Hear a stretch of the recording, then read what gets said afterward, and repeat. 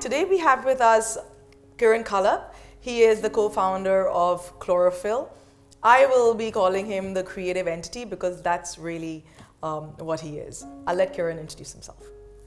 We started Chlorophyll in 1999.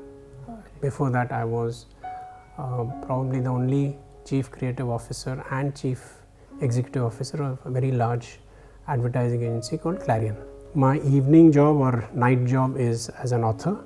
I write fiction. I've already published 2 books of fiction. The first one was Halfway Up the Mountain. Second was Two Pronouns and a Verb. My weekend job is rock climbing. I'm really passionate about it. I think it's probably the only sport which is totally creative. The same route, different people of different heights and body weights will climb differently.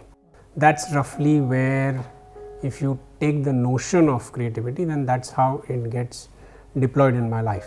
Most people think that creativity is not open to them, that they are not sort of good enough to be creative in any field that they're in. How do we teach them that creativity is something that they may have access to? There are several myths. One is you equate talent with creativity. So you can sing well, I can't. Yeah. That does not mean that I'm less creative than you. Yeah. I just don't know singing. So there are, if you look at the other big barrier to this, what is the institution that destroys the notion of being creative? It's a school. The entire schooling system is based on IQ. IQ is based on linguistic mathematical abilities. So now you have this gentleman, Howard Gardner, who said it's not IQ, which is not just 2-dimensional, mathematics and linguistics, it's 9-dimensional. So you could have multiple types of creativity. Now, unfortunately, the schooling system makes you believe that only if you have this 2-dimensional IQ are you good enough. Yes. So that is the first one.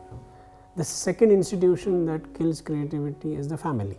I always say that the biggest enemy of creativity is comparison. So the dad says, look at his handwriting, and look at yours.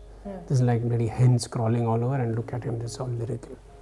But again, they have forgotten that maybe he or she is good at something else, you know.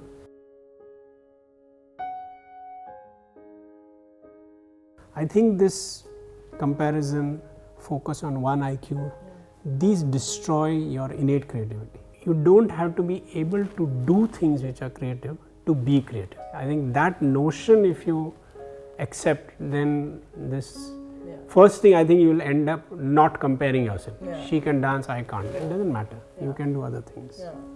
I know that you have a different way of looking at creativity as well, in terms of the I and the source. Yeah, I think it shocks people when I say, if you don't mind, can you show me I? Can you touch it? Can you feel it? Can you smell it? It's just some vague notion inside your head, and nobody has questioned it for so long, and yet you believe I will do this, I will do that, as if it is something which is solid and fixed. If there is a way in which the creative professional understands the barrier created by this I, the separation created by this I, the division created by this I, there's a huge likelihood that that person will end up being a creative human being. Wow. Thank you so much for being with us. Thank you. Thank you for calling me here. Thank you.